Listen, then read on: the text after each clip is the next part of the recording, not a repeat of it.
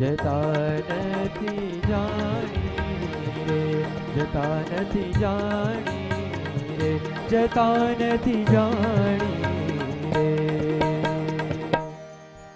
ગજેન્દ્રએ સર્વપ્રથમ પોતાના સગા સંબંધીઓનો આશરો હતો એ જ્યારે છૂટી ગયો, પોતાના શરીરના બળનો એને આશરો હતો, એ બધા જ્યારે આશરા કામમાં ન લાગ્યા, છેવટે એકમાત્ર પરમાત્માનો આશરો ગ્રહણ કર્યો. આપણે પણ જીવનની અંદર કેટલા બધા જુદા જુદા આશરાના આધારે કુદાકુદ કરીએ છીએ. ધન, સંપત્તિ, પુત્ર, પરિવાર, સગાવાલા, આ બધા જ્યારે બાહ્ય આશરા કામમાં ન લાગે, કેટલાક આંતરિક બળના આધારે કૂદીએ છીએ. આપણું શરીર બળ, એના કરતા વિશેષ છે બુદ્ધિ બળ, એના કરતા આગળ છે મનોબળ, એના કરતા આત્મબળ, પણ સૌથી શ્રેષ્ઠ છે પરમાત્મા બળ. અને એ જ્યારે જીવનની અંદર આવે, जिस पर कृपा रघुवीर की बाल न बाका होय, बाकी तो जितने तारे शत्रु इतने इतने गगन में होय, पण जेना पर भगवाननी कृपा एक वाળ પણ વાંકો ન થાય. તો બધા જીવનના બીજા બધા લૌકિક આશરા મૂકીને કેવળ પરમાત્માનો આશરો કરવો. જેમ 1000 વર્ષ સુધી ગજેન્દ્ર અને ગજગ્રાહ ચાલ્યો, એટલે બંનેનું આ યુદ્ધ ચાલ્યું, મગર અને ગજેન્દ્રનું. આપણા જીવનની અંદર પણ આ સંઘર્ષ હંમેશા ચાલુ જ છે. એક માયા વચ્ચે અને બીજા ભગવાનના ભજન વચ્ચે. આપણું મન એ આપણને પંચ વિષયો તરફ ખેંચી જાય. આપણા આત્માની ઈચ્છા છે ભગવાનને પ્રસન્ન કરવા, રાજી કરવા. અનંત જન્મોથી આ પ્રકારનો એક સંઘર્ષ ચાલી રહ્યો છે. એટલા માટે કવિએ સુંદર એક કાવ્યની અંદર પંક્તિ લખી છે. અંતરની અંદર 2 ઓરડા છે. એક ઓરડાની અંદર ભગવાન વિરાજમાન છે, બીજાની અંદર શૈતાન વસે છે. ભગવાન સ્વામિનારાયણે પણ પ્રથમના 70 વચનામૃતની અંદર લખ્યું છે. રોચકાના કાકાભાઈએ નિત્યાનંદ સ્વામીને પ્રશ્ન પૂછ્યો છે, અંતરને માહી લીકોરે એક કહે છે જે વિષયને ભોગવીએ, અને એક તેની ના પાડે છે. તે ના પાડે છે તે કોણ છે અને હા પાડે છે તે કોણ છે? ત્યારે નિત્યાનંદ સ્વામીએ કહ્યું છે, ના પાડે છે તે જીવ છે અને હા પાડે છે તે મન છે. તો આપણા અંતરની અંદર પણ 2 ઓરડા, એકની અંદર દૈવી શક્તિ, એકની અંદર આસુરી શક્તિ, અને બંને વચ્ચે આ ગજગ્રાહ. એનું સુંદર મજાનું ભક્ત કવિએ લખેલું એક કાવ્યની કડી આપણે માણીએ.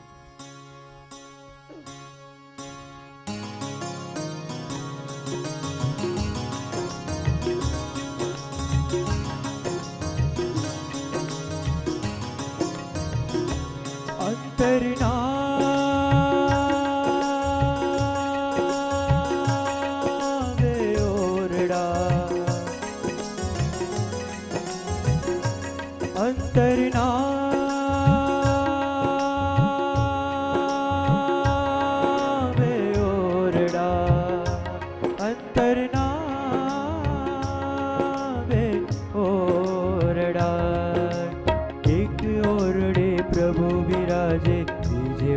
શેતાન, એક ઓરડે પ્રભુ વિરાજે બીજે વશે શેતાન.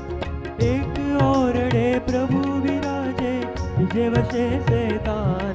અંતરના 2 ઓરડા, અંતરના 2 ઓરડા.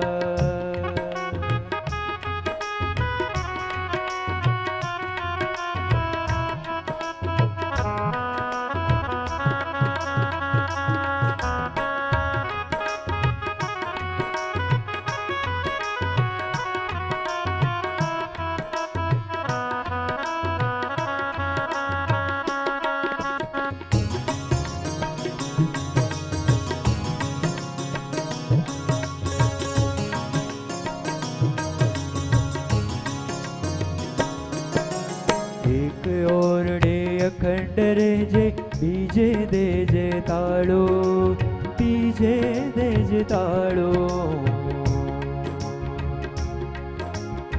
એક ઓરડે અખંડ રેજે બીજે દેજે તાળો, બીજે દેજે તાળો. સોદો તો સત્સંગનો કરજે એમાંથી દેવાળો, એમાંથી દેવાળો. દુનિયાથી દિલ પાછો વાળ્યો,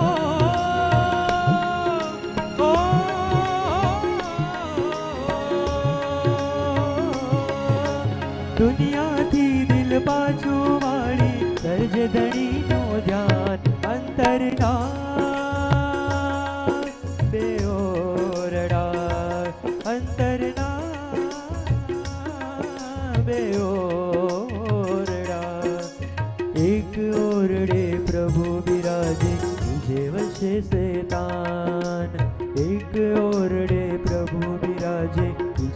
से तान। एक ओरडे प्रभु विराजे, बीजे वशे शैतान। अंतर नावे ओरडा, अंतर नावे ओरडा, अंतर नावे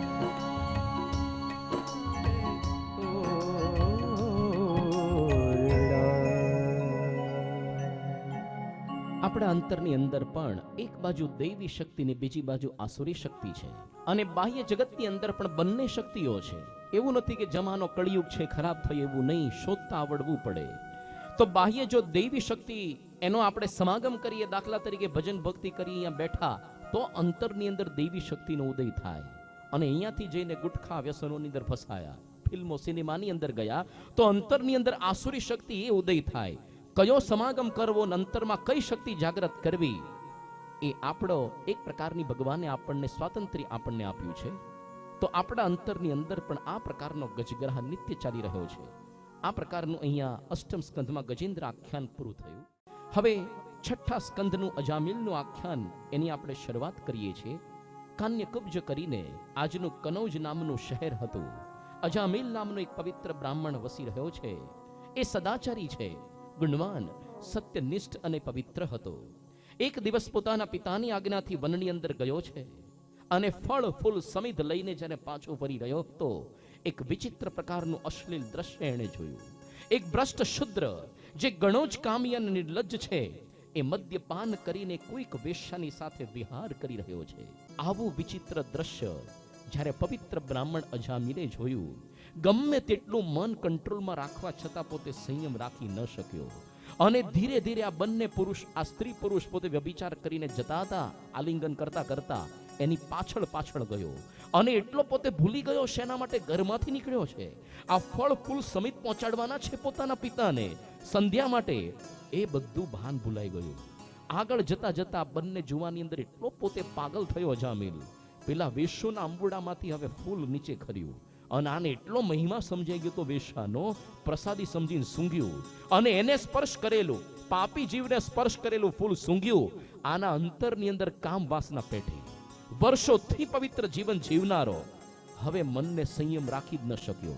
આવી ગયો ઘરે, પણ એને રાત દિવસ પેલી ઉલટા સ્ત્રીનો વિચાર, મનન ચિંતન મનમાં ચાલવા માંડ્યા. નક્કી કર્યું કે ગમે તેમ આ સ્ત્રીને મારે ઘરની અંદર પત્ની બનાવવી. પોતાની પરણેતર કુલવાન પત્ની હતી, પતિવ્રતા, એને છૂટાછેડા આપીને ઘરમાંથી કાઢી મૂકી. છૂટાછેડા કે નવો રોગ નથી, ભારતમાં વર્ષો પહેલા 5000 વર્ષ પહેલા લખાયેલા ગ્રંથમાં આવી જ વાતો છે. પોતાની પત્નીને ઘરમાંથી કાઢી અને સાવ પેલી ભ્રષ્ટ અધમ કક્ષાની સ્ત્રી એને ઘરની અંદર પોતાની પત્ની બનાવીને રાખી. હવે તો જેમ પોતે એ પત્ની પોતાની પ્રસન્ન થતી એવા સુંદર વસ્ત્ર આભૂષણો લાવી આપતો. ક્યાં સુધી? ક્યારેક ન્યાયપૂર્વક કે અન્યાયપૂર્વક કોકને લૂંટી લેતો, અરે છળ કપટથી જુગારમાં હરાવી દેતો, કોકની હત્યા કરીને મારી નાખીને ધન સંપત્તિ લૂંટી લાવતો, અને પોતાની જે પત્ની વેશ્યા એનું પોષણ કરવાની અંદર પોતે હંમેશા પ્રવૃત્ત રહેતો. ત્યાં સુધી કે પોતાના પિતાની સગળી સંપત્તિ એને આ પોતાની પત્નીના નામે કરી દીધી. આટલો પવિત્ર બ્રાહ્મણ છતાં પણ ભ્રષ્ટ થયો એકમાત્ર કારણ કુસંગ. કુસંગ થકી કેવું થાય? ભગવાન સાહેબે લખ્યું છે પ્રથમના 18મા વચનામૃતમાં, પાપી જીવનો જે સ્પર્શ તે પણ ભાંગ્ય દારૂના જેવો છે, માટે તે સ્પર્શનો કરનારો હરિભક્ત હોય તેની પણ શુદ્ધ બુદ્ધને ભૂલાડી દે છે. અને કોઈક ભ્રષ્ટ જીવ હોય, તેનું દર્શન થયું હોય તો જેમ લીલાગર ભાંગ્ય તથા દારૂ પીતે ભૂંડું થાય, તેમજ તે પાપીના દર્શન કરનારાનું પણ ભૂંડું જ થાય અને બુદ્ધિ ભ્રષ્ટ થઈ જાય. અને જો પાપી જીવના હાથનું પુષ્પ અથવા ચંદન તેની જો સુગંધી લે, તો જેમ લીલાગર ભાંગ્ય પીવેને બુદ્ધિ ભ્રષ્ટ થાય, તેમજ બુદ્ધિ ભ્રષ્ટ થાય. એવી રીતે ભૂંડાને યોગી કરીને બુદ્ધિ ભ્રષ્ટ થાય છે. આ અજામિલ કેવી રીતે ભ્રષ્ટ થયો? બે રીતના કુસંગ થઈ. એક તો દ્રષ્ટિનો કુસંગ, એને ખરાબ એક દ્રશ્ય જોયું, અને બીજું વસ્તુ પદાર્થનો કુસંગ. પાપી જીવને સ્પર્શ કરેલું પેલું જે અંબોડાનું ખીલેલું ખરેલું ફૂલ એ એને સૂંઘ્યું. ભગવાન સાહેબે લખ્યું છે વચનામૃત પ્રથમના 42માં, અરે ગમે તેવો મોટો હોય પણ કુસંગે કરીને તો એનું ભૂંડું જ થતું હોય છે. કાજલ કી કોટડી में कितनो ही जतन करो, કાજલ કો દાગ તહાં લાગે હી લાગે. સફેદ કપડા પહેરીને તમે જાઓ કોળસાની ખાણમાં, કોઈ એમનામ ડાઘ વગર પાછો જ ન આવે. કાળા કપડાં પહેર્યા હોય તો દેખાય નહીં લાગ્યો તો હોય જ.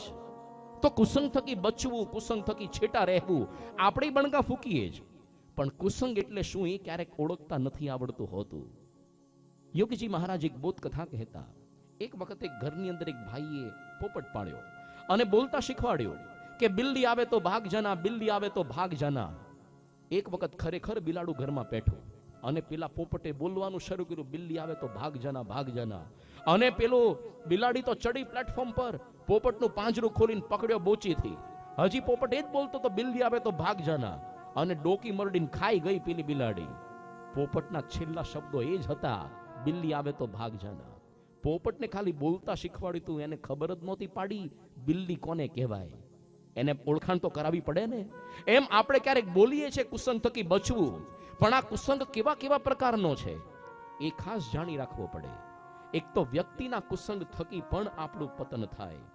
હરિલામૃત ગ્રંથની અંદર સુંદર કાવ્ય કડીમાં લખ્યું છે, કુસંગે સંગે સુજનો પીડાય, કુસંગી સંગે સુજનો પીડાય, તે સંગનો દોષ સદા ગણાય, લોહી પીને માકડ નાસી જાય, તે સંગથી માર પલંગ ખાય.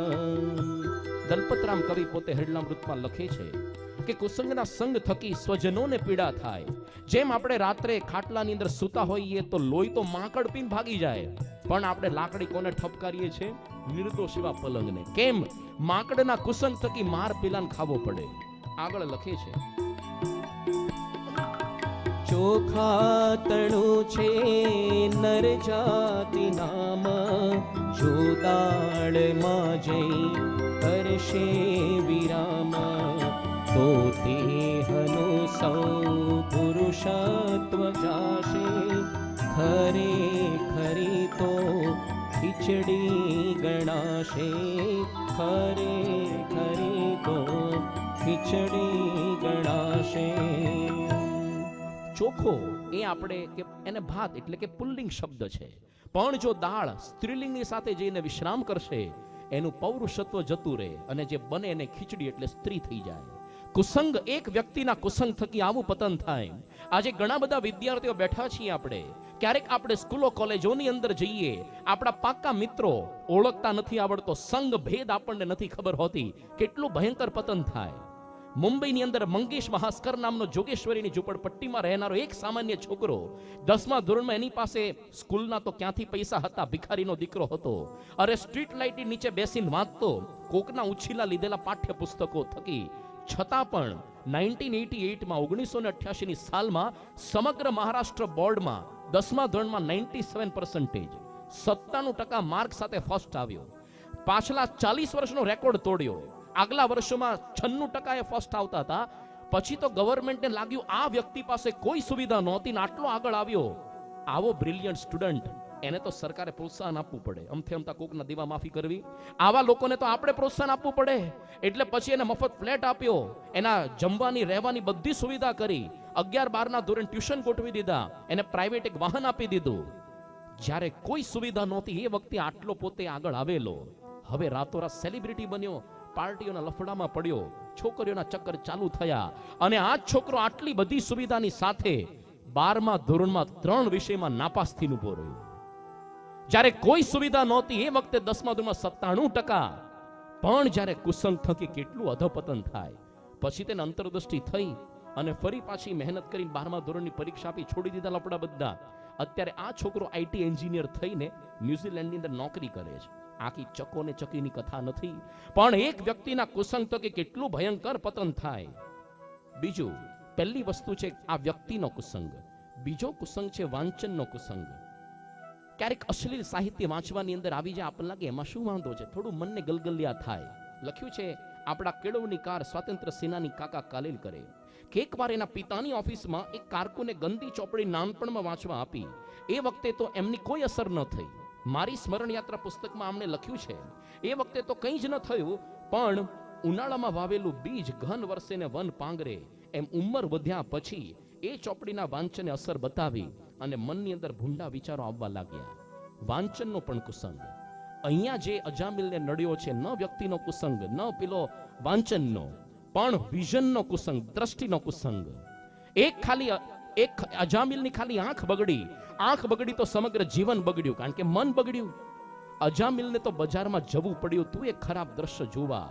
આજે આપણે આવા ખરાબ દ્રશ્યો જોવા માટે બજારમાં જવાની જરૂર હોતી નથી, કારણ કે ટીવીના માધ્યમથી, અરે એનાથી વધારે ભયંકર મોબાઈલ ઇન્ટરનેટના માધ્યમથી આપણા ઘરની અંદર, ડ્રોઈંગ રૂમમાં, બેડરૂમમાં આખી દુનિયાના અશ્લીલ ચિત્રો, આખી દુનિયાના નગ્ન માણસોના ફોટા આપણા ઘર સુધી પહોંચે છે.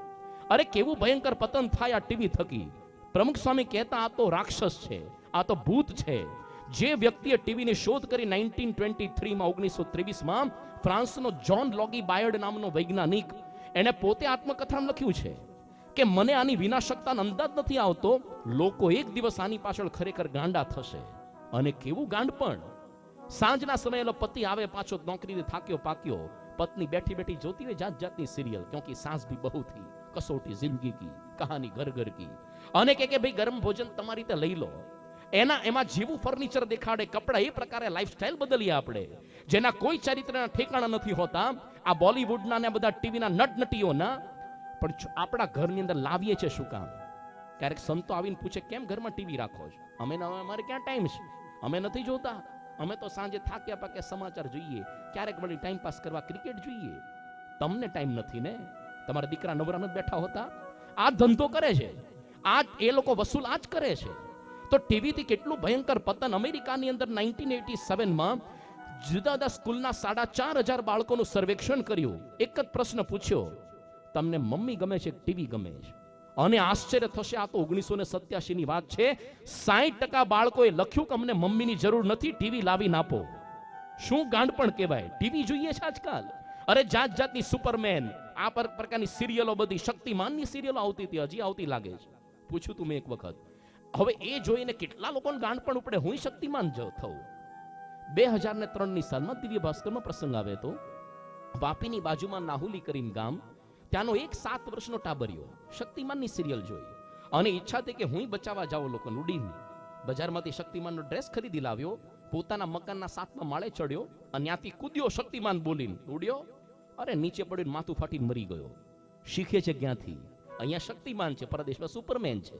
એક વખત દિલ્હીની અંદર 12 વર્ષના ટાબરિયાઓ પોતાની જેવા લબર મૂછ્યા છોકરા ભેગા કર્યા અને બેંક લૂંટવા હાલી નીકળ્યા. નાખ્યા જેલમાં પકડીને. મૂછના દોરા ફૂટ્યા નથી. શીખ્યા ક્યાંથી? આ બધું ટીવીમાંથી શીખ્યા. ટીવીમાં એવું ખોટું દેખાડે છોકરાને તો સાચું મનાય. This is real life. ટીવીમાં ધારો કે કોઈ ફિલ્મ આવે, એમાં જે એક્ટર હોય એની સર્વોપરી હોય, ભગવાન જેવો. એને ગમે એટલું ગોળીઓ વાગે કંઈ જ ન થાય. અરે ઉપરથી નીચે પાડે તોય રબરનો સ્ટીલનો બને બેઠો થઈ જાય પાછો. એને હાચુકલો નાખો ખબર પડે. અને વિલનને તો એક ફેટ મારે તો 7 ગલોટિયા ખાઈ જાય.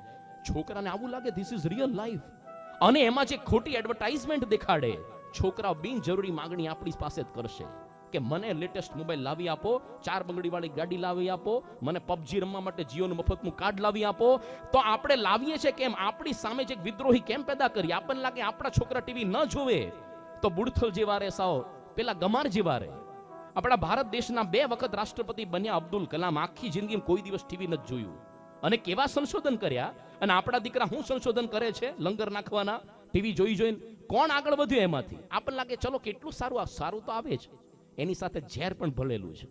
સરસ મજાનું દૂધ હોય, એકદમ સુંદર બાસુંદી જેવું, પણ થોડુંક સાપનું ઝેર નાખો પીવો ને, આમાં પ્રોટીન્સ, ન્યુટ્રિયન્ટ્સ, મિનરલ્સ બધા એવા ને એવા સચવાયા છે. આમાં કંઈ બીજું નથી ઓછું થયું, પણ એક ઝેરનું ટીપું ભળ્યું.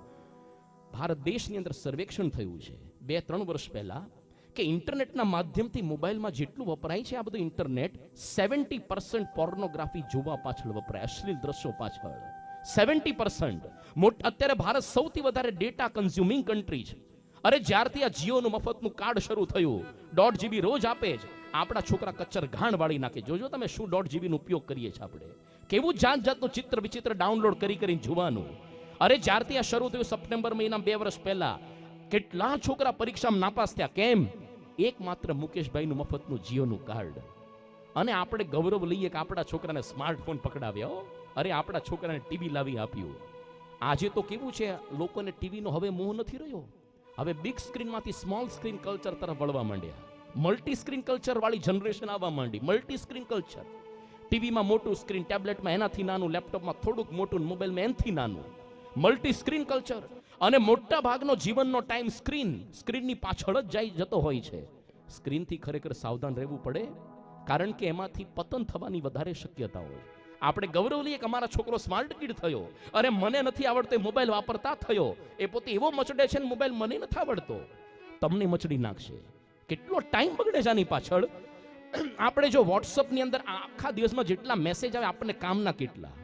વ્યવસ્થિત વિચાર કરો, લગભગ મોટા ભાગના બિનજરૂરી. તો શું કામ આની પાછળ ટાઈમ કાઢીએ છીએ? જે વ્યક્તિ આ ફેસબુકની શોધ કરી, માર્ક ઝુકરબર્ગ, એના ઘરની અંદર કાયદો જ છે. એ જ્યારે પરણ્યો, એની પત્ની ચાઇનીઝ છે, કાયદો કર્યો આપણા ઘરમાં 40 મિનિટથી વધારે આ નહીં વાપરવાનું ફેસબુક, તો લગ્ન જીવન ટકશે. બાકી આજે કોઈના પણ ઘરની અંદર તમે સાંજે જાઓ, પહેલા તો આપણે વાત કરી ગઈકાલે, દાદા દાદી બેસતા, પૌત્ર પૌત્રીઓને રામાયણ, ઉપનિષદ, મહાભારતની કથાઓ કહેતા. આજે ટીવી સભાઓ શરૂ થઈ, એ પણ બંધ થઈ. અને હવે તો સોશિયલ મીડિયા સભાઓ, વ્યક્તિગત સભાઓ. આજે તો કોઈ પણ દેશ પરદેશમાં કોકના ઘરની અંદર સાંજે પ્રવેશ કરો, એક સરખું દ્રશ્ય જોવા મળે. બધા મોબાઈલની અંદર મોઢું ફાડી નથી બેઠા હોય. કોઈને એકબીજા સાથે બોલવાનો ટાઈમ ન હોય. કોક વળી વોટ્સએપમાં ચડતો હોય, કોક ફેસબુક પર ચોંટ્યો હોય, કોક વળી જીઓનું મફતનું કાર્ડ વાપરીને ગમે એમ કરીને .gb ડાઉનલોડ કરીને આડોળું જોતો હોય, અને કોક વળી ટીવી ચાલુ કરીને બેઠો હોય. એક જ ઘરમાં રહેવા છતાં બધાના અંતરથી મન નોખા. આ સોશિયલ મીડિયાના લીધે દૂરના નજીક થયા, નજીકના દૂર થઈ ગયા. આપણને એ ખબર છે અમેરિકામાં શું ચાલે, પાકિસ્તાનમાં, ચાઇનામાં શું ચાલે, પણ આપણા સોસાયટીનું, આપણા ઘરનું કે બાજુવાળાનું જ ખબર નથી. અરે બાજુવાળો મરી જાય પરદેશમાં, એનું મળદું ગંધાય પછી ખબર પડે છે. બે સગા મિત્રો સ્કૂલ કોલેજમાં મળે, પહેલા તો રોજ ગપ્પા મારતા, હૈયા એક થતા. હવે તો સામે મળે તો બે મોઢા ઘાલીને બેઠા હોય મોબાઈલમાં. ક્યારેક એવું લાગે આપણને દયા આવી જાય, આવડો નાનો ટાબરો એના મોઢાની સાઈઝ કરતા મોટો મોબાઈલ પકડાવ્યો હોય, મોઢાની સાઈઝ કરતા. અને રેડિયેશનની કેવી ભયંકર અસર છે ખબર નથી આપણને. માઇક્રોવેવ્સથી આ મોબાઈલ ટેકનોલોજી ચાલે છે. અરે જોજો, સર્ચ કરજો ઇન્ટરનેટ ઉપર, આ જે મોબાઈલના રેડિયેશન્સથી પોપકોર્ન ફૂટે, માઇક્રોવેવ્સ, આનાથી પાણી ગરમ થાય, ઉકળે, અરે આમલેટ બને. તો આપણે રાત્રે બાજુમાં રાખીને સુઈ જઈએ જ. ન કરાય કોઈ દિવસ, ફ્લાઇટ મોડ પર ચડાવવો પડે, નહીં તો એના તરંગો મગજમાંથી પસાર થાય, સાઉન્ડ સ્લીપ તમને લેવા જ ન દે. આપણે લખ્યું છે, સંશોધન થયું છે, તમે 20 મિનિટથી વધારે નજીક અડાડીને કાન પર રાખીને વાત કરો, મગજના કોષ એટલા ગરમ થાય, નોર્મલ થતા 1 કલાક લાગે. અને લાંબે ગાળે બહુ વધારે પડતા વાપરે અડાડીને ફોન, એની કાયમ માટે બહેરાશ કાનમાં આવે, કાનમાં ઘંટડી જેવો અવાજ આવવા માંડે.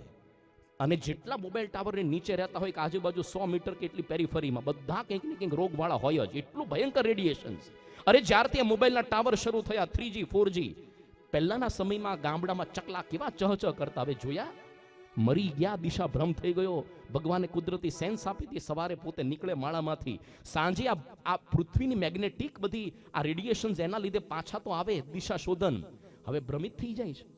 અહીંયા આપણને દેખાતા નથી ના મોબાઈલના રેડિયેશન્સ, એટલે બાકી ધુમ્મસ જેવું હોતા હું તમને ન જોઈ શકું, તમે મને ન જોઈ શકો, એટલા ભયંકર પસાર થાય છે. અને જેમ જેમ 5G 6G 7G ને 10G આવશે, પછી તો ચકલા ને પોપટ ને કૂતરા, ગધેડા, બિલાડા, છેલ્લે માણસનો વારો આવશે. જોજો તમે, એટલી ભયંકર અસર છે આની. આપણને ખબર નથી. નાના બાળકોને ક્યારેક લપ કરતો હોય, કનડતો હોય, એની માં પકડાવે મોબાઈલ, ચાલ એટલે થોડીક છૂટે, પણ ખબર નથી નાનું બાળકનું મગજ કુમળું હોય, એના શરીરના સેલ્સ એકદમ નાજુક, ડેલિકેટ, સેન્સિટિવ હોય, કેટલું ભયંકર નુકસાન થાય, ડીએનએ ફેરફાર થાય, અને છોકરો ક્યારેક વિકલાંગ પણ પાકે. છોકરો આવું થવાનું છે. અને એમાંય આજે પબજીએ તો એવો દાટ વાળ્યો. જોજો, પહેલા બ્લુ વેલ કરીને ગેમ આવતી હતી, 2 વાગ્યા સુધી છોકરા રમે, સૂતા નથી. એના એ પછી સ્કૂલમાં જાય, ક્યાંથી ભણવાના છે? પબજી. શું એમાંથી ફાયદો, શું ઉત્કર્ષ થાય છે આપણો? જે વ્યક્તિ આઈફોનની શોધ કરીને, ખબર છે આપણને, સ્ટીવ જોબ્સ, એપલ કંપનીનો સ્થાપક, એના પર પુસ્તક લખ્યું છે એના એક મિત્રએ. એમાં લખ્યું છે કે આ વ્યક્તિએ 18 વર્ષના દીકરા ન થયા ત્યાં સુધી આઈફોન નહોતો આપ્યો. એ વ્યક્તિએ લખ્યું, the monster which I have created, મેં જે રાક્ષસ ઉત્પન્ન કર્યો છે આઈફોન નામનું રમકડું, એની કેટલી પાશવી તાકાત છે મને ખબર છે. અરે બિલ ગેટ્સ આખી દુનિયાને વિન્ડોઝ ઓપરેટિંગ સિસ્ટમ આપીને બેઠા છે ને. એને જ્યારે લાગ્યું કે મારી દીકરી હવે વધારે પડતી પોતે એડિક્ટ થતી જાય છે વિડીયો ગેમ્સથી, પ્રતિબંધ મૂકી દીધો. આપણા ઘરની અંદર સ્ક્રીન યુઝ ટાઈમ 30 મિનિટથી વધારે સ્ક્રીન નહીં વાપરવાનું. પછી જ્યારે 14 વર્ષની ઉંમરની થઈ, પછી એને થોડીક વધારે છૂટ આપી. આ લોકો જેટલી મોટી મોટી કંપનીઝ છે, આઈટી કંપનીઝ, એપલ કે પછી માઇક્રોસોફ્ટ, ગૂગલ, આ જેટલી છે બધી સિલિકોન વેલી નામના અમેરિકાના એક કેલિફોર્નિયા વિસ્તારમાં છે. આ બધાના માણસ, આ છોકરાઓ, આ બધા એક્ઝિક્યુટિવ માણસોના છોકરા એક સ્કૂલની અંદર ભણે છે, એલિમેન્ટરી સ્કૂલમાં. ત્યાં નક્કી છે તમારે 45 મિનિટથી વધારે ઇન્ટરનેટ નહીં વાપરવાનું, ને એ પણ જાહેરમાં જ. અને શું આપણા નાના બાળકોને આપણે નાનપણથી મોબાઈલ પકડાવીએ છીએ. આ સૌથી ભયંકર એક શસ્ત્ર છે, સૌથી ભયંકર એક પ્રકારની વસ્તુ.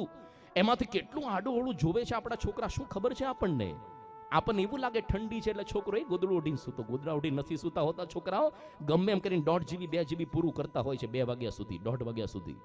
તો એટલા માટે આનાથી બાકાત રાખો, ન આપો, કોઈ જરૂર નથી. અરે પહેલા આખો ભારત દેશ મોબાઈલ વગર ચાલતો.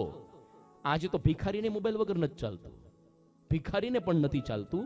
આપને લાગે આમાં બચાય કેવી રીતના? આમાં શક્ય જ નથી. હવે પ્રમુખ સ્વામી એટલે કે છે કે રોજ ઘર સભા કરો, શાંતિથી ઘરમાં બેસો, એ વખતે મોબાઈલ બાજુ મૂકો અને હૈયા એક થાવ. અરે ભારત દેશની અંદર બિરલા પરિવાર આટલા વર્ષો થયા, હજી બધા એક છે, એક જ બંગલામાં રહે છે. એની બાજુમાં જ મુકેશભાઈ અંબાણીનો એન્ટિલિયા 6,000 કરોડનો બંગલો, બે જોઈ આવ્યા મુંબઈમાં. આ પરિવાર આખું એક છે, બિરલા પરિવાર. પેલા એક બે જ ભાઈ તોય છૂટા છે. કેમ એક છે? કારણ કે આ બિરલા પરિવારની સૌથી મોટી ઉંમરની જે દાદીમાં અત્યંત રૂઢિચુસ્ત છે પારિવારિક ભાવનામાં.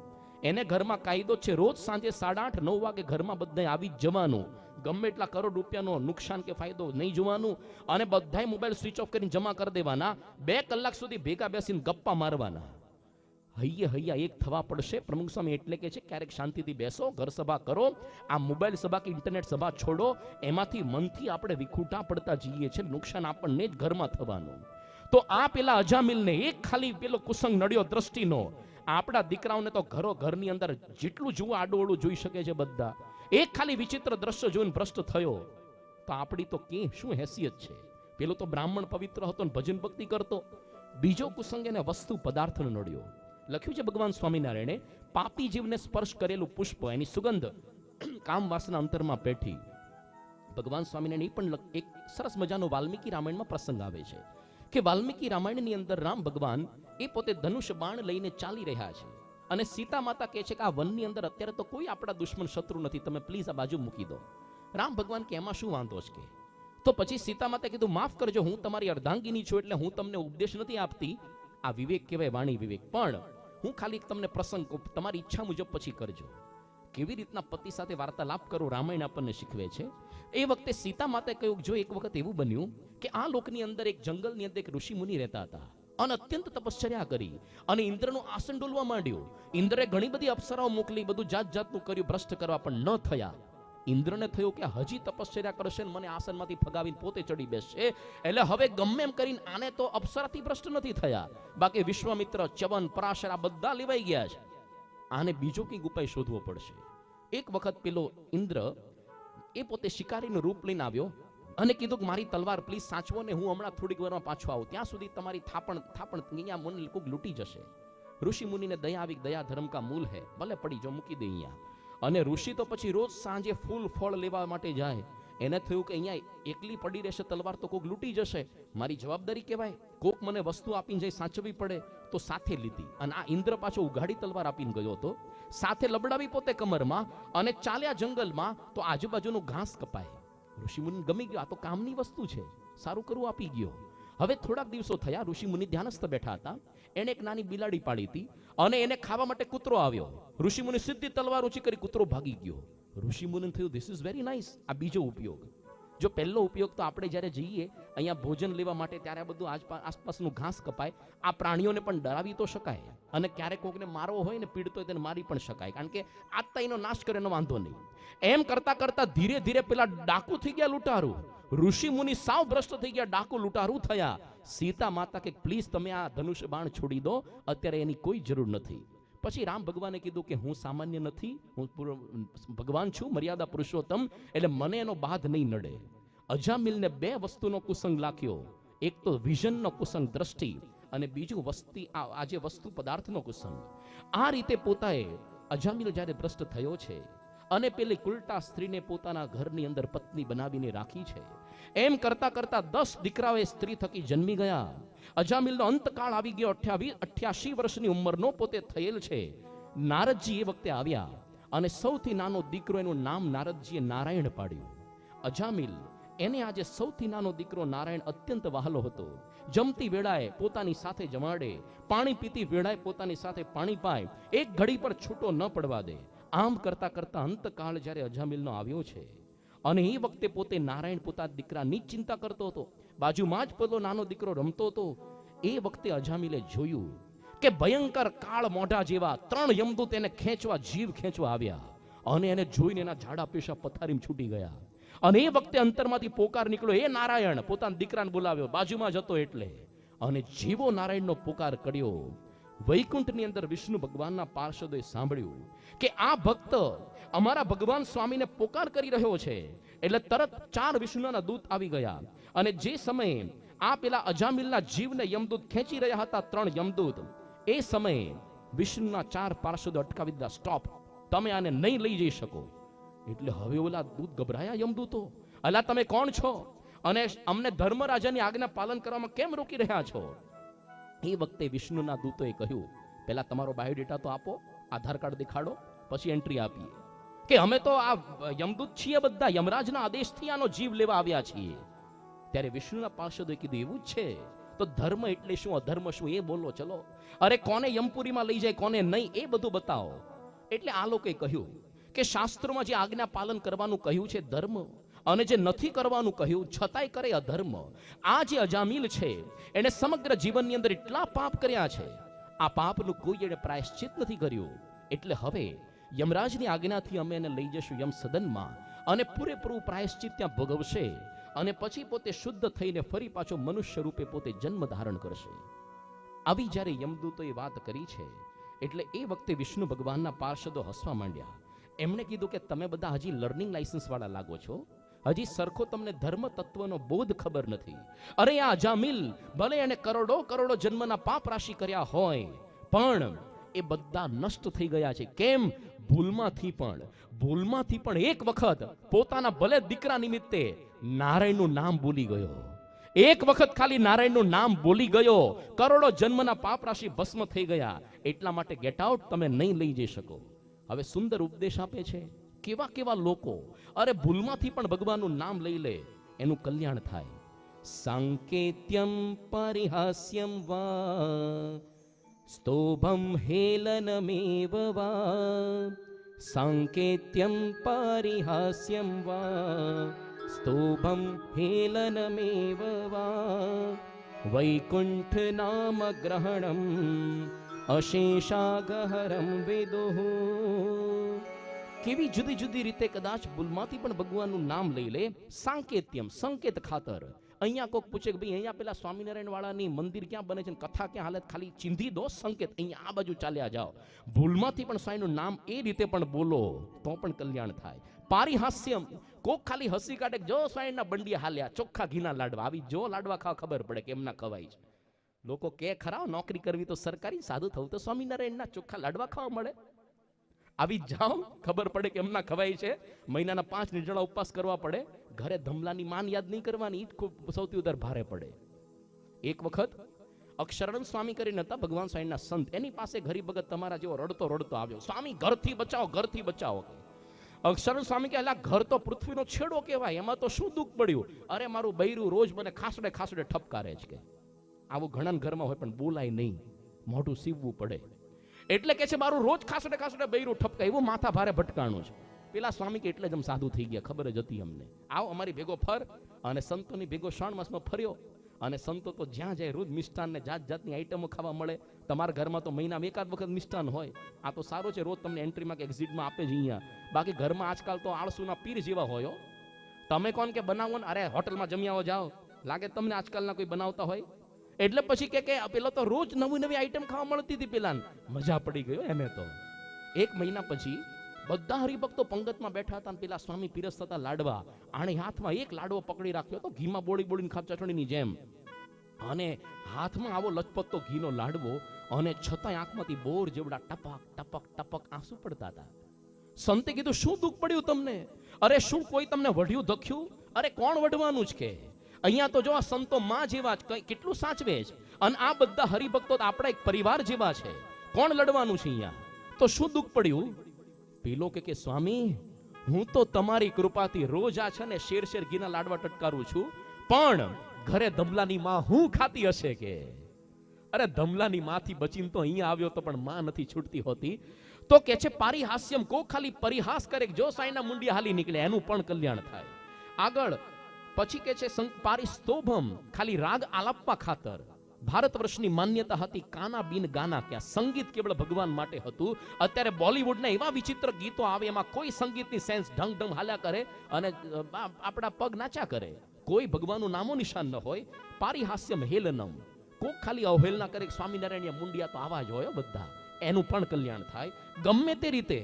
પછી આગળ લખે છે પતિતઃ સ્ખલિતઃ ભગ્નઃ સંદષ્ટઃ સ્તપ્ત આહતઃ, પતિતઃ સ્ખલિતઃ ભગ્નઃ સંદષ્ટ સ્તપ્ત આહતઃ, હરિર ઇત્યવશેન પુમાન અર્હતિ યાતનામ.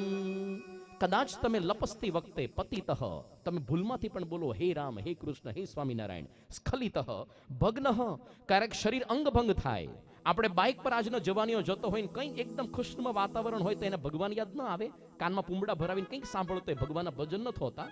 પણ એફએમ હોય અથવા તો કંઈ રેડિયો મિર્ચી અથવા તો ફિલ્મના ગાયન હોય અને એમાં એક્સિડન્ટ થાય, ટાંટીઓ ભાંગે હે રામ, હે બાપલિયા, હે સ્વામિનારાયણ, પછી યાદ આવે. એટલે ભગ્નઃ સંદષ્ટ, ક્યારેક સર્પ દંશ થાય, વીંછીનો દંશ, એ વખતે ભગવાન યાદ આવે. આહત, કોક બેરડા પર ઠપકારે. ગમે રીતે અવશેન, ભગવાનને ભૂલમાંથી પણ એનું નામ લઈ લે. ન અર્હતિ યાતનામ, નરક યાતનાથી પર થઈ જાય. હે યમદૂતો, તમને હજી ખબર નથી ભગવાનના નામનો મહિમા. અરે કેટલો બધો દારૂ ગોળો હોય, કેટલો બધો, એને સળગાવા ખાલી એક ચિનગારી કાફી છે. એમ અનેક જન્મના પાપ રાશિ એને બાળવા માટે એક ખાલી વિષ્ણુનું નામ, ભગવાનનું નામ કાફી છે. અને એની જ સામે તમારી પાસે કે છે ભૂલમાંથી પણ ઝેર પીવો તમે, ભૂલમાંથી પણ, કે હું તો કોકાકોલા પીધી સમજીને પીધો તો પણ નષ્ટ તો થાવ જ, મરી જાઓ. અને ભૂલમાંથી પણ અમૃત પી લો, કે હું તો શરબત સમજીને પી ગયો, અમર તો થાવ જ. ભૂલમાંથી પણ ભગવાનનું નામ કોક લે એ પોતે યમ યાતનાને લાયક રહેતો નથી. એટલે તમે અજામિલને નહીં લઈ જઈ શકો. આ તમારા ખાતાનો જીવ ભલે અત્યાર સુધી હતો, ભૂલમાંથી પણ 4 અક્ષરનું એવું નારાયણનું નામ લીધું છે, તમે પાછા જતા રહો. અને આ બાજુ પેલા યમદૂતોને ભગાડી મૂક્યા અને એ ભાગ્યા, અને તરત પેલા 4 વિષ્ણુના દૂત પણ અદ્રશ્ય થઈ ગયા. આ બધું થયું એટલે અજામિલ સ્વપ્નમાંથી બેઠો થયો અને મનની અંદર વિચાર આવવા લાગ્યા, અરે આ સાચું હતું કે શું? પેલા 3 યમદૂત મને ખેંચી રહ્યા હતા, એ ક્યાં ગયા? અને વિષ્ણુ જેવા દેખાતા પેલા દેવતાઈ જેવા ભગવાનના દૂત, એ ક્યાં ગયા? આ સાચું હતું કે નહીં? પછી મનમાં વિચાર આવ્યો, જો ખરેખર આ સાચું જ હતું, એનો મતલબ એ છે કે ભગવાનના સ્મરણ નામ જપથી મારું કલ્યાણ તો થાય જ છે. તો હવે હું એવું કરીશ, આ પાપી જીવનનો ત્યાગ કરી દઈશ, હરિદ્વારની અંદર જઈશ, અનશન વ્રત લઈશ અને અખંડ ભગવાનમાં મન જોડી દઈશ. ગયો પોતે અજામિલ હરિદ્વારની અંદર, ભગવાનની અંદર મન સ્થિર કર્યું છે. ગંગાના કિનારે એ પોતે ધ્યાનસ્થ થયો. થોડા દિવસની અંદર ભગવાનમાં વૃત્તિ સ્થિર થઈ, શરીરનો ત્યાગ કર્યો. એ વખતે જે 4 પાર્ષદો પહેલા આવ્યા હતા, એ જ પાછા ભગવાનનું વિમાન, સ્વર્ણમય વિમાન લઈને આવ્યા છે. અને એ વિમાન પર ચડીને અજામિલ પોતે ભગવાનના ધામની અંદર ગયો. આ એક એપિસોડ પૂરો થયો. પણ બીજો એપિસોડ યમદૂતોનો શરૂ થયો. યમદૂતોને ભગાડી મૂક્યા હતા ને, એને કામ પત્યું નહોતું, વર્ક કમિટમેન્ટ પૂરું નહોતું થયું. એટલે પાછા ગયા યમ સદનમાં અને યમરાજ પાસે ફરિયાદ કરી, હે મહારાજ, આ લોકમાં મનુષ્યોના કર્મોના ફળ આપનારા કેટલા ન્યાયાધીશો બનાવી દીધા છે. અમે તો એમ સમજીએ છીએ કે તમે જ દુનિયામાં પાપ કર્મનું પુણ્ય આપનારા એકમાત્ર છો. પણ યાદ રાખજો, આજકાલ તમારી અહીંયા સત્તા હાલતી નથી લાગતી. જેમ ભારત દેશની અંદર દિલ્હીમાં બેઠા બેઠા, કાશ્મીરમાં તો કંઈ જ નથી ચાલતું સરકારનું, અરુણાચલ પ્રદેશમાં નથી ચાલતું, ચાઇનાનું ચાલે છે, એમ યાદ રાખજો તમારી સત્તા નથી હાલતી લાગતી હમણાં. એટલે અમને ખરેખર કહો કે અમે જ્યારે તમારા આદેશથી પેલાને લેવા ગયા અજામિલને, 4 જણા આવી ગયા હતા દેવતાઈ વેશમાં અને ડંફાસ મારતા હતા, અમે વિષ્ણુના દૂતો છીએ, આને નહીં લઈ જવા દઈએ. તો તમે સમજાવો કે કોણ હતા?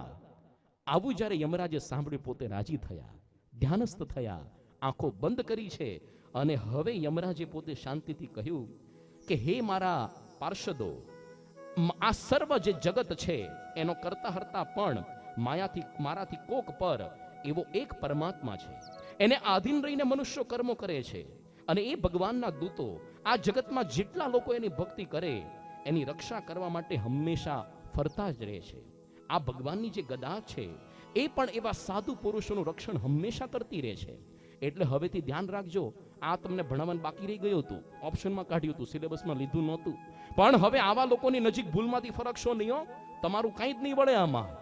ઓલા ગભરાઈ ગયા, ભારે થયું, આવું થશે તો આપણો ધંધો નહીં ચાલે. ભારતમાં આમે કેટલી બેકારી છે ને, ભારતમાં આજે તો એન્જિનિયર નોકરી નથી મળતી હો, જથ્થાબંધ રીંગણા બટેટાની જેમ બહાર પડે છે. વર્ષે 19 લાખ એન્જિનિયરો બહાર પડે છે. તમે જો કોઈ વર્ષે છે ને જથ્થાબંધ ટમેટા બહાર પડે ને તો 2 રૂપિયા કિલો વેચાય. ખેડૂતો આંદોલન કરે, ટેકાના ભાવ આપો, અને પછી તો રસ્તા પર નાખીને રોલર ફેરવે, આંદોલન કરવાના, ક્યારેક દૂધ ઢોળે, સુકાય તો ખબર પડે ચૂનાનું પાણી હતું. તો કહે છે કે આવા લોકોની નજીક નહીં ફરતા. આ ગભરાઈ ગયા. અરે તો આ બધી ભારતમાં છે જ અનએમ્પ્લોયમેન્ટ ને, નોકરી નથી આપી શકતી સરકાર. વધારે આ વૃદ્ધિ થશે કે ચિંતા ન કરો, એવા ઘણા બધા છે જેને પકડીને લઈ આવવાના. કેવા કેવા આ લખી નાખો લિસ્ટમાં. હવે ભગવાને યમરાજે કહ્યું કેવા કેવા લોકોને પકડીને યમ સદનમાં લાવવા. જીહવાન વક્તિ ભગવદ ગુણ નામ ધેયમ, જીહવાન ભક્તિ ભગવદ ગુણ નામ ધેયમ, ચેતશ્ચ ન સ્મરતિ તચ્ચરણારવિંદમ, કૃષ્ણાય નો નમતિ યચ્છીર એકદાપી, તાન આનયધ્વમ અસતો કૃત વિષ્ણુ કૃત્યા. યમરાજા પોતાને દૂતોને કહી રહ્યા છે કે જે વ્યક્તિની જીહવાન ભક્તિ ભગવદ ગુણ નામ ધેયમ, જેની જીવ ક્યારે ભગવાનનું સ્મરણ નથી કરતી, અરે દુનિયાની કેટલું બકબક કરે છે, ભગવાનનું નામ નથી લેતી, આવા લોકોને પકડીને લઈ આવો. ચેતઃ ન સ્મરતિ તચ્ચરણાર વિંદમ, જેનું ચિત્ત મન કોઈ દિવસ ભગવાનનું સ્મરણ નથી કરતું, એવા લોકોને પકડી આવો. અને કૃષ્ણએ નો નમતિ યચ્છીર એકદાપી, જેનું શિષ્ય બૈરા છોકરા પાછળ નમન કરે છે, પોતાના ઓફિસના સાહેબની પાસે નમન કરે છે, પણ કોઈ દિવસ કૃષ્ણાય નો નમતી, ભગવાનની સમક્ષ નમતું નથી. તાન આનયધ્વમ, આવા લોકોને તો પકડી આવો એટલે તમે જોબલેસ નહીં થાવ, નવી નોકરીની તક ઊભી નહીં કરવી પડે. આવા કેટલાય લોકો આટા મારે જ છે એટલે તમને ચિંતા નહીં થાય. પેલા લોકો રાજી થઈ ગયા. આ રીતે અજામિલનું આખ્યાન તો અહીંયા પૂરું થયું. પણ આપણને ભારત વર્ષની સંસ્કૃતિની અંદર આપણી પરંપરા હતી કે આપણા પુત્રોના નામ ભગવાન પરથી પાડતા. રામ, માધવ, કૃષ્ણ વગેરે, અથવા તો ગુણોના આધારે નામ પડતા. જેવી રીતે મહાભારતની અંદર દુર્યોધન, એનું મૂળ નામ છે સુયોધન, પણ દુષ્કર્મ કરતો એટલા માટે નામ પડી ગયું હતું દુર્યોધન. તો કાં તો ભગવાનના નામ પરથી નામ હોય, અથવા તો કાં તો પેલા ગુણના આધારે નામ હોય, અથવા કંઈક અર્થસભર નામ હોય, કંઈક એનો અર્થ થતો જ હોય. અર્થ વગરના નામ આપણામાંથી કોઈના નથી, યાદ રાખજો અહીંયા જેટલા બેઠા. આજે આપણે એવા પરદેશની સંસ્કૃતિથી આપણે વીંટળાયેલા છીએ. પરદેશની અંદર તો એવા વિચિત્ર નામ પાડતા હોય છે બધા, ટોમ ને જીલ ને બિલ ને આ ટોની જોની. માણસના નામને કૂતરા નામ સરખા, કારણ કે બીમાં લોકો બહુ ભેદ ન હોય. આવી સંસ્કૃતિના અસરના નીચે આપણે પણ નાનપણથી એવા વિચિત્ર નામ પાડતા થયા, સિન્થેટિક નામ આપણા ટાબરિયાઓના, ચિંટુ, મિન્ટુન, પિન્ટુન, રિંકિન, ડિંકિન, ડબલિન, ફફલી, એવા વિચિત્ર નામ. આ આપણી ભારતની સંસ્કૃતિ નથી. ક્યારેક નાનપણમાં હેત પ્રેમથી બોલાવતા જુદી વાત છે, એ નામ કાયમ ચોંટી જાય, પેટ નેમ. મોટો થાય પછી ચિંટુ દાદા, પિન્ટુ દાદા લોકો કહેવાના જ. આપણા ભારતની સંસ્કૃતિ નથી.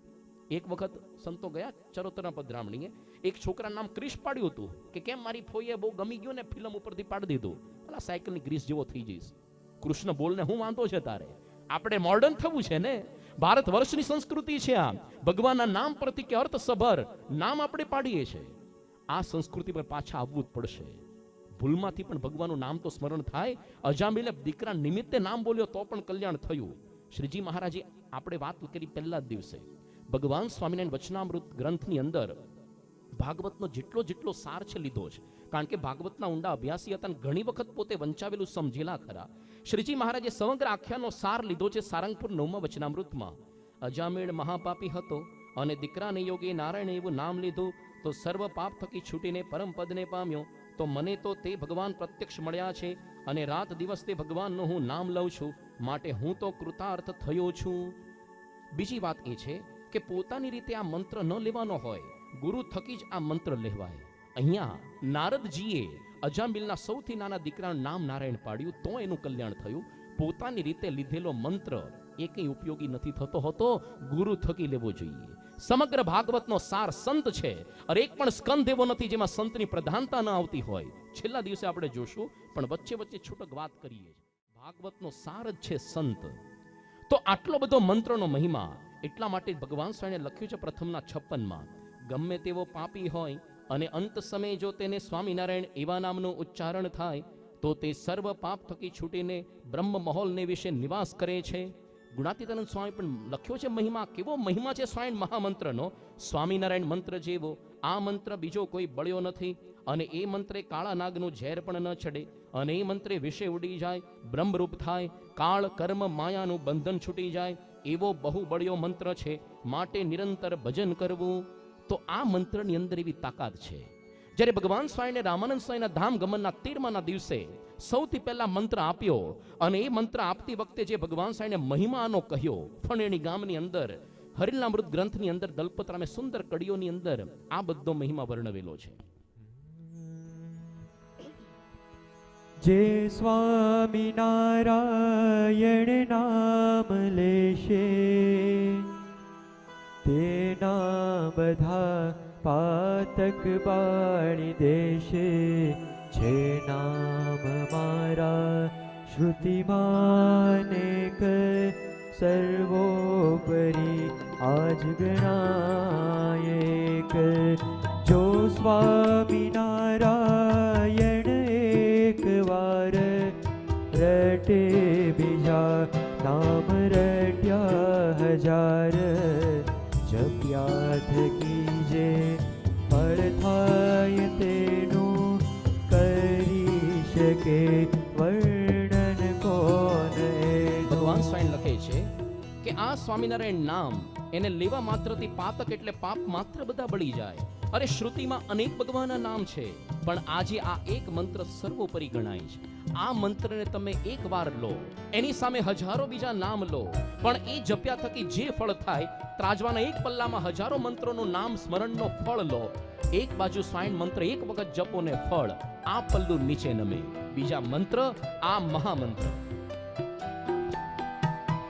ષડક્ષરી મંત્ર મહાસમર્થ, જેથી થશે સિદ્ધ સમસ્ત અર્થ. સુખી કરે સંકટ સર્વ કાપે, અંતે વળી અક્ષરધામ આપે. આ મંત્રની અંદર ષડક્ષરી 6 અક્ષરો છે. એનાથી સમસ્ત અર્થ એટલે કે કામનાઓ ઈચ્છાઓ બધી સિદ્ધ થશે. અરે સુખી કરે, તમારા સંકટ દુઃખોને કાપી નાખે, અને અંતે તો અક્ષરધામની અંદર તમને સ્થાન પ્રાપ્ત થાય. જો અંતકાળે શ્રવણે સુનાય, પાપી ઘણો તે પણ મોક્ષ થાય. તે મંત્રથી ભૂત પિશાચ ભાગે, તે મંત્રથી તો સદબુદ્ધિ જાગે.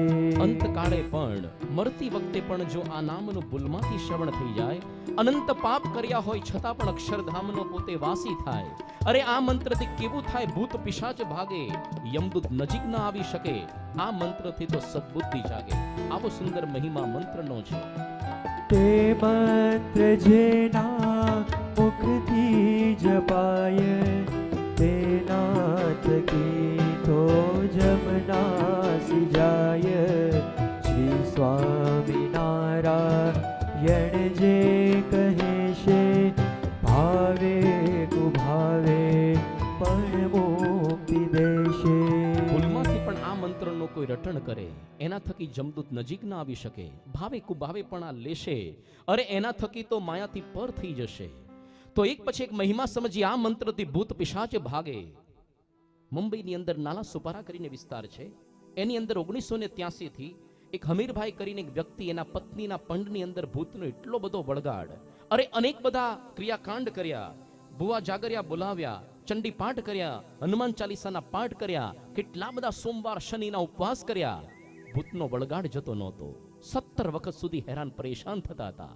2000ની સાલ આવી.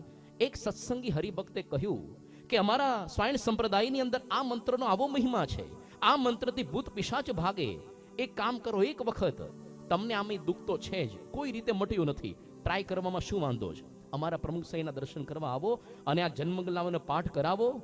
તો એ પોતે સાંકરીની અંદર આવ્યા તારીખ 13/5/2000ની સાલ, અને પ્રમુખ સાંઈ મહારાજના પૂજાની અંદર મહિલા મંડળની અંદર પેલા બહેન બેઠા. આજુબાજુ સમગ્ર પૂજા દરમિયાન 2-3 આપણી સત્સંગી મહિલાઓ જનમંગલ નામના પાઠ કર્યા, સ્વાયન મંત્રના ઉપચાર બધા કર્યા. અને એ વખતે જ્યારે આ પૂજા પૂરી થઈ પ્રમુખ સાંઈ મહારાજની, પ્રમુખ સાંઈ મહારાજે સ્ટેજ પર એમના પતિને બોલાવ્યા અને જીવો આશીર્વાદનો ધબ્બો આપ્યો. મહિલા મંડળમાંથી ચીસ પડી અને એના પંડમાંથી 17 વર્ષથી જે કનડતું ભૂત ભાગી ગયું. આ મંત્રથી ભૂત પિશાચ ભાગે, અરે આ મંત્રથી જમ નાસી જાય. દેરડી ગામ છે, આપણે ગઢપુરથી જઈએ ગોંડલમાં વચ્ચે દેરડી કરીને ગામ, ભગવાન સ્વામીના સમયની અંદર રૂપસીભાઈ કરીને એક સત્સંગી હરિભક્ત રહેતા, અને એ જ ગામની અંદર ગામનો પટેલ પદ્મો પટેલ અત્યંત વિરોધી, વાક્ય વાંકું બોલે, તારો સ્વામી તો બાબરો ભૂત વશ કર્યો છે કે, અરે એ તો ઉત્તર પ્રદેશનું રખડું બાવો છે, એ તો મોચી છે, વહવાયું છે. પેલા બહુ જ કે ભાઈ તું મહિમા સમજ ન સમજે. અંતકાળ જ્યારે પેલાનો આવ્યો પદ્મા પટેલનો, એ વખતે આ સત્સંગી રૂપસીભાઈ એના ખાટલા પાસે બેઠા હતા અને સ્વામિનારાયણ સ્વામી મંત્ર જાપ પોતે કરી રહ્યા હતા. તો એ વખતે પછી પેલા રૂપસીભાઈ પોતે જ્યારે મંત્ર બોલતા હતા, આ પદ્મા પટેલને લેવા માટે 2 ભયાનક યમદૂતો આવ્યા. અને પેલા જોયા, મારા ઘરના ડેલાની પાસે 2 યમદૂતો છે, મારા ઘરના ડેલાની પાસે પણ આ રૂપસીભાઈ મારી બાજુમાં બેઠા બેઠા જેવું સ્વામિનારાયણ બોલે છે એના પ્રભાવ થકી આ નજીક નથી આવી શકતા. એટલે પેલા પદ્મા પટેલ રૂપસીભાઈને કીધું, પ્લીઝ તમે મને છોડીને જશો નહીં હો, કારણ કે 2 કાળમુખા યમદૂતો તમને નહીં દેખાય, મને દેખાય છે, જેવા તમે મંત્ર બંધ કરશો મને લઈ જશે. રૂપસીભાઈ કે જો આટલો તો મહિમા સમજો ને, તું આ મંત્રથી આવી તાકાત છે તો તું બોલ ને, કે હું ન બોલું, મારા વતી તમે બોલો. કેવા માણસો આળવિતરા હોય છે ને, ભગવાનની દયાનો પાર નથી, માણસની અવળાઈનો પાર નથી, કે હું નહીં બોલું કે છે. પછી તો પેલા યમદૂતોને લાગ્યો આપણો ટાઈમ બગડે છે, આપણે કેટલા બધાની જીવદોરી ખેંચવાનું બાકી છે, આપણે કંઈક યુક્તિ કરવી પડશે. 2 માંથી એક યમદૂત આ રૂપસીભાઈના ગ્રાહકનું રૂપ લઈને આવ્યા અને કીધું કે મારે તમારી દુકાનનું બધું કાપડ અત્યારે જ ખરીદવું છે, કે અત્યારે આવો નહીં તો સોદો નહીં થાય. રૂપસીભાઈએ પેલાને કીધું, પદ્મા પટેલને, જો મારે જવું પડશે હમણાં પાછું. નહીં પ્લીઝ નહીં જતા, તમે જેવા જશો પેલા જમદૂત મને ખેંચી જશે કે છે. રૂપસીભાઈ કે તો બોલવાનું શરૂ કર ને, તું કેમ મારી પાસે બોલ, કે હું નહીં બોલું, તમે જ બોલો. અમુક તો ભગવાનના નામના જ વિરોધી હોય, ન બોલ્યા પોતે, અને ન છૂટકે પછી રૂપસીભાઈને જવું પડ્યું સોદો કરવા. આ બાજુ પેલા યમદૂતાનો જીવ ખેંચીને ગયા. આ મંત્રથી જમદૂત નજીક આવી શકે નહીં. અરે જ્યારે ભગવાન સ્વામીને ગાદી સોંપી રામાનંદ સ્વામીએ, થોડાક દિવસો પછી અગતરાય ગામની અંદર ભગવાન સ્વામી બેઠા હતા પર્વતભાઈના ઘેરે. એ વખતે કાલવાણીના ભીમભાઈ આવ્યા કે મહારાજ, આ લોકની અંદર એવી રીતિ છે કે કોક ચક્રવર્તી સમ્રાટ ગાદી પર આસીન થાય એટલે જેટલા પૂર્વના બધા જેલના કેદીઓને છોડી મૂકે. તમે તો અનંત કોટી બ્રહ્માંડના પુરુષોત્તમ નારાયણ પહેલી વખત આ બ્રહ્માંડમાં પધાર્યા, તો અનેક જન્મોથી આ નરકની બધી યોનિમાં કેમ સબડવું પડે કુંડોમાં જીવોને? શ્રીજી મહારાજ કે બરાબર છે.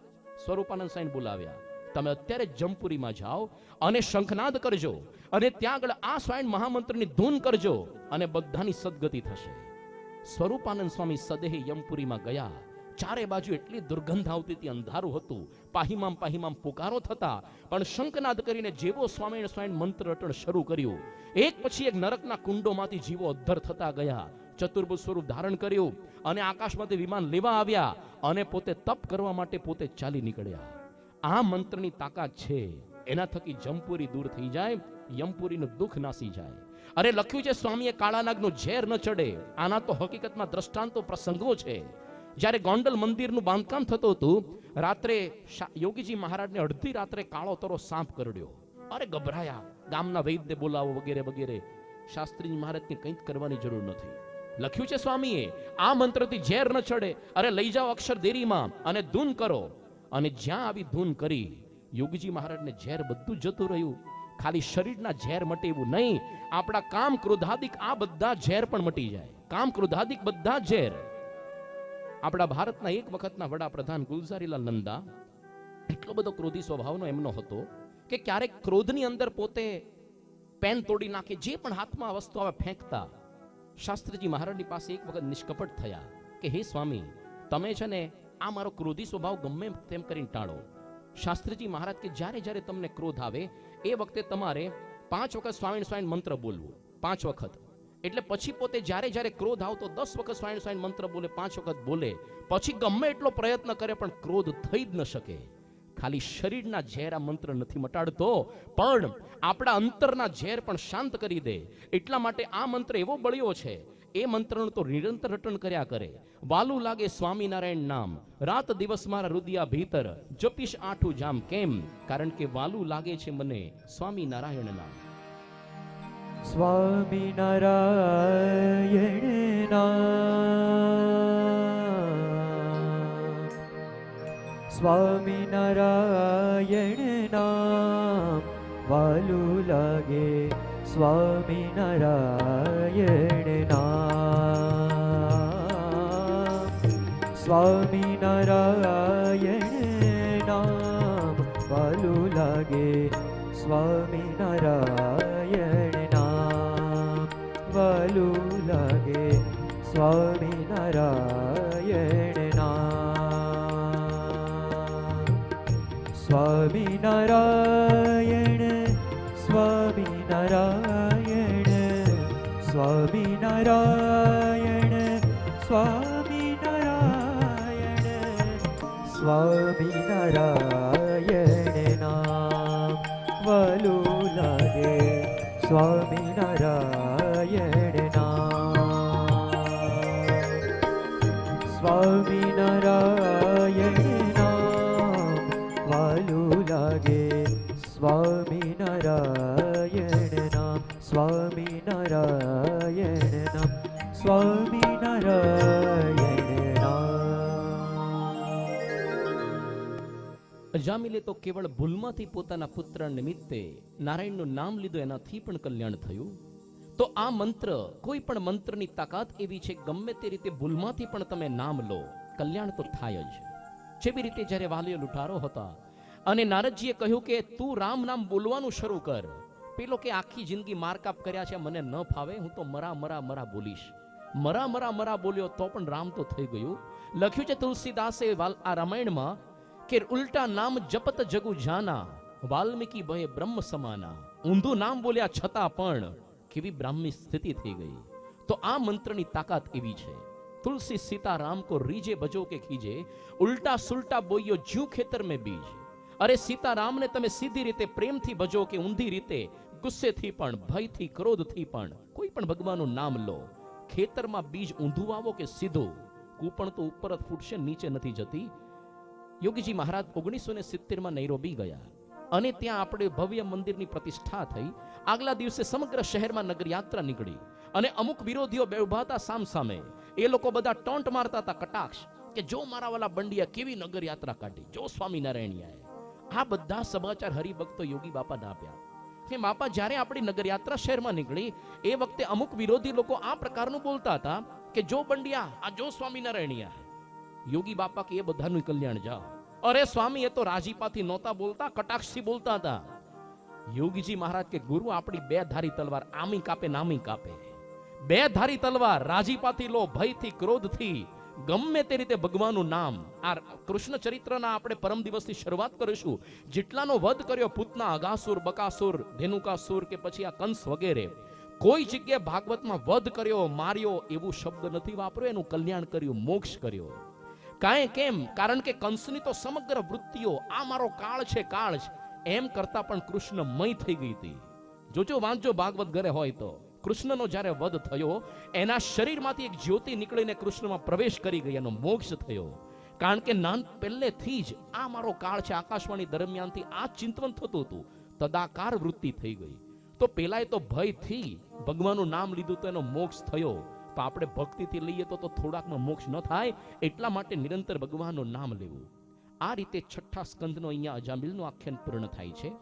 અષ્ટમ સ્કંદની અંદર હવે આ નાભાગની કથા આવે છે. અષ્ટમ સ્કંદમાં આ મનુ ભગવાન નભગનો પુત્ર છે નાભાગ. એ જ્યારે લાંબા સમય સુધી બ્રહ્મચર્યનું પાલન કરીને પોતે ઘરની અંદર પાછો આવ્યો છે અને પોતાના ભાઈઓને પૂછ્યું છે કે હે ભાઈઓ, તમે સંપત્તિ તો બધી વહેંચી, પણ મારા ભાગની અંદર શું રાખ્યું? એ વખતે મોટા ભાઈ કીધું, જો ભાઈ, અમે તો તારા ભાગની અંદર આ ઘરડા બાપુજીને જ આપીએ છીએ, સંપત્તિ તો એ લોકો વહેંચી દીધી હતી. આ બિચારો દુખી થઈ ગયો કે મારા ભાગની અંદર આ ઘરડા બાપ આવ્યા, એનું તો પોષણ કરવું પડશે. અરે મને કોઈ સંપત્તિ ન આપી. ગયો પોતાના પિતાની પાસે. પિતા, આવું થયું. પિતાએ કીધું ચિંતા કરીશ નહીં બેટા, હું તને આજીવિકાનો એક ઉપાય બતાવું છું. તું અહીંયા બુદ્ધિમાન અંગિરસ ગોત્રના જે બ્રાહ્મણો છે એ બહુ જ મોટો યજ્ઞ કરી રહ્યા છે, પરંતુ હે મારા પુત્ર, તેઓ છઠ્ઠા દિવસે કર્મની અંદર ભૂલ કરી બેસે છે. તું એ મહાત્માની પાસે જજે અને વૈષ્ણવદેવ સંબંધી 2 સૂક્ત બતાવી દેજે. એ જ્યારે સ્વર્ગની અંદર રવાના થશે, બચેલું બધું જ યજ્ઞનું ધન એ તને આપીને જશે. તું અત્યારે શીઘ્ર ત્યાં ચાલ્યો જા. પોતાના પિતાના કહેવા મુજબ આ જ્યારે નાભાગ ત્યાં ગયો છે અને બ્રાહ્મણોને વૈષ્ણવદેવ સંબંધી સૂક્ત બતાવ્યા, એ જ્યારે પોતે આ યજ્ઞ પૂરો કરીને ગયા, બધું જ ધન આપતા ગયા. બીજા બધા ભાઈઓ ઠનઠન ગોપાલ જેવા રહ્યા. આ પિતાની સેવાથી, એની પરિચર્યાથી આટલો સુખી થયો. ભાગવતની અંદર માતા પિતાને સાચવવા, સેવા કરવી, આ પ્રકારનો ઉપદેશ આપણા ભાગવત ગ્રંથની અંદર વર્ષો પહેલા છે. આજની પેઢી જૈસે બુઢે બેલ કો ખેડુ ન દેવત ખાન, વૈસે બુઢે આદમી કો સબ હી કરત અપમાન.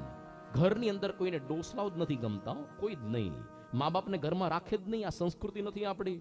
અરે આજે તો ઘરનું નામ રાખે માતૃછાયા પિતૃછાયા. દીકરાનું ઘર વિસામો કે જીવન સંધ્યા, માતૃછાયા પિતૃછાયા મોટું ટાઇટલ હોય, પણ બાપને તો ઘરડા ઘરમાં નાખી આવ્યો હોય. આ પ્રકારની પરિસ્થિતિ છે. ભારત દેશની આપણી શ્રવણની ભૂમિ છે.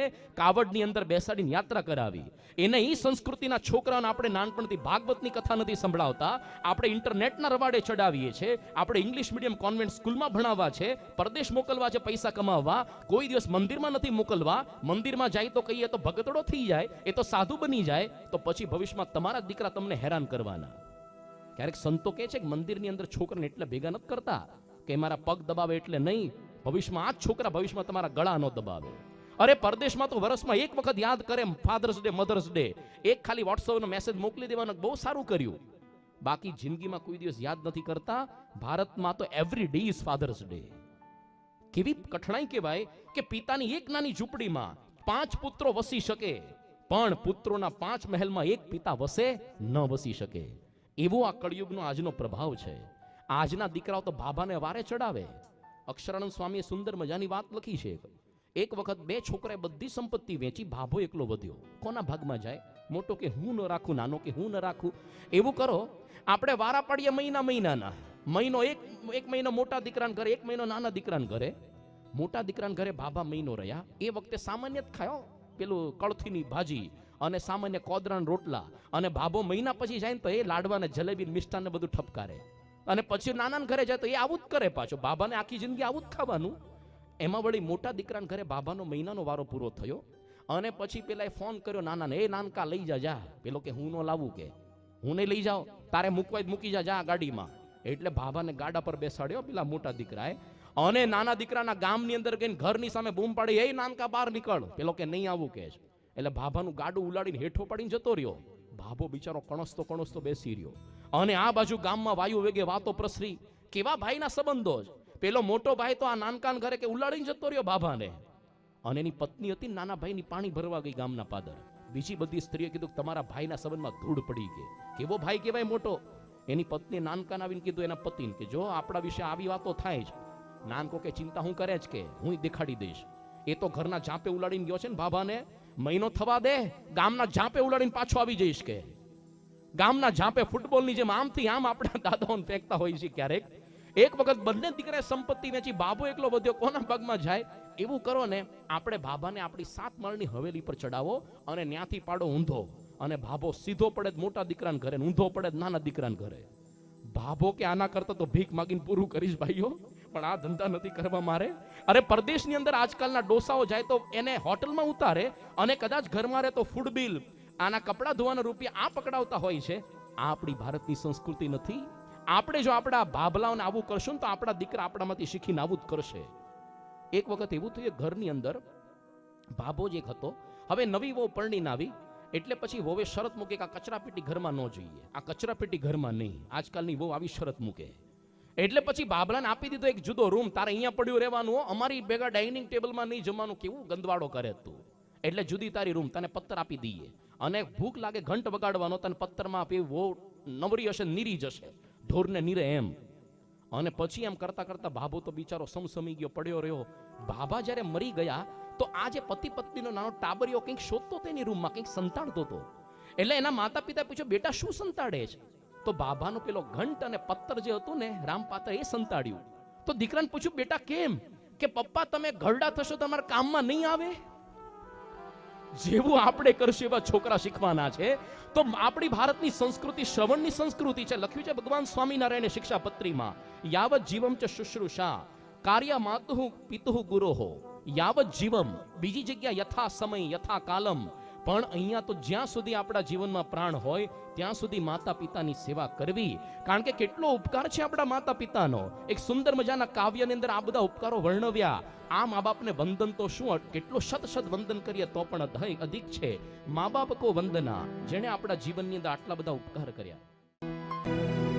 નાભાગનું ચરિત્ર પૂરું થાય છે. આવતીકાલે નાભાગનો પુત્ર અંબરીશ રાજાનું આખ્યાન, જેમાં ખૂબ જ સુંદર સંત મહિમા છે, એ આપણે લઈશું. ત્યાર પછી રામચરિત્ર વિસ્તારથી લેશું. અને કાલે અંત ભાગની અંદર કૃષ્ણ જન્મોત્સવ અત્યંત રંગે ચંગે આપણે ઉજવવાના છીએ. એના પછીના દિવસે કૃષ્ણના જે અત્યંત રસિક જે ચરિત્રો, એનું વિસ્તૃત આપણે વર્ણન કરીશું. આ રીતે આપણી કથા આગળ ચાલશે. આજની કથાને આપણે હવે વિરામ આપીએ છીએ.